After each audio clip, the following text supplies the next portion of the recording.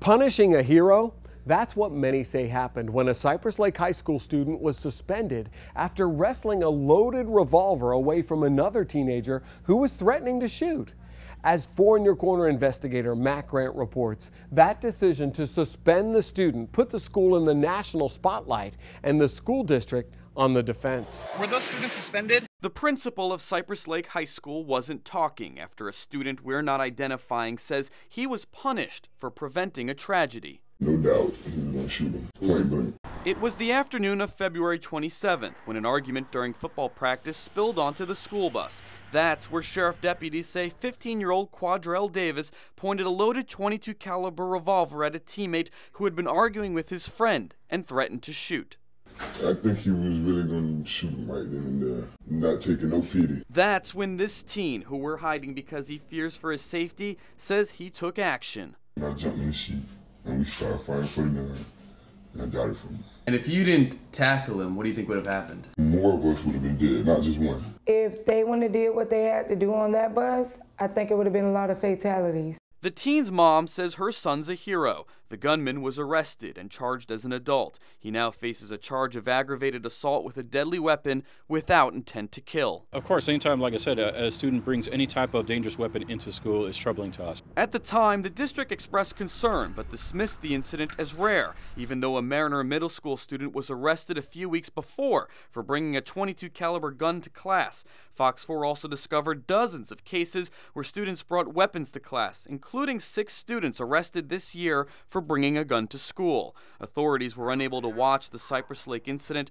because the school bus's camera wasn't working. The next day, the teen who wrestled away the revolver and possibly saved a life was given a 3-day suspension. It's dumb. How they gonna suspend me for doing the right thing? A sentiment echoed by the victim, who found himself staring at the barrel of a loaded gun. If he didn't do what he did, what do you think would have happened? I would have probably been the next murder in Kelton in the city. After driving off, the principal of Cypress Lake High School told us in an email, "I have nothing to say to you." But she did respond to hundreds of viewers angry about the suspension, telling them in part, "There are other circumstances involved in this situation, and no students were suspended or punished for helping disarm another student of a firearm. So why was the teen suspended?" According to the initial referral, it was because he was part of an incident where a weapon was present. After our story, the school altered the referral, mailing the family a new one, this time blaming him for being uncooperative in the investigation and saying he lied repeatedly to school officials and law enforcement.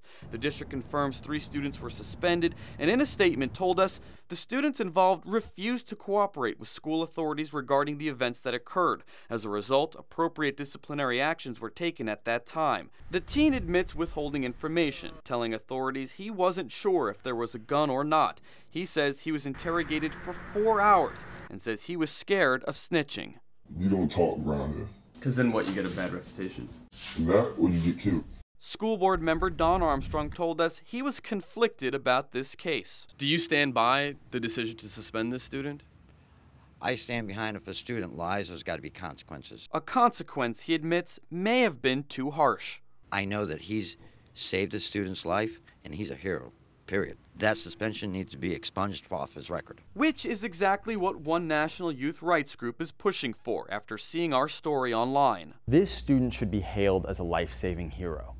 And instead, school officials have mindlessly adhered to a circumstance-blind school policy instead of looking this young man in the eyes and saying, "Thank you." Jeffrey Nadell is president of the Washington, D.C.-based National Youth Rights Association, which advocates for young people nationwide. Nadell is now lobbying on behalf of the teen many are calling a hero. He's trying to get the school to expunge the suspension from his record. He should not have a suspension on his record for his heroism. And if the district signals to us clearly that they are unwilling to do the right thing, then a lawsuit is definitely in the cards. A bad hand he says the teen was dealt, one he's trying to correct. This student deserves to be praised, not punished. Now, Matt, this story struck a nerve right away with our viewers. Sustained interest from our viewers. It's received national, international attention. What, if anything, has changed as a result of your investigation? Well, the anonymous teen that we interviewed has received a lot of offers since the story aired. One person offered to pay for him to go to private school. Someone else in Orlando offered to provide some sort of assistance to the family, possible financial help. So they've received a lot of attention. There was a Facebook group that started called Support the School Bus Hero, and they basically encouraged people in the community to send thank you cards. Now, they don't know who this teen is. He obviously has to stay anonymous, but they're directing these thank you cards to the school, directed to the anonymous hero, because a lot of people in the community really support what this teen did and feel that he acted appropriately. So far, though, the school has declined to comment. They did talk to another media outlet and told them that, they're upset with the negative reaction that they've gotten from the community, but they did say, listen, trust our judgment on this one.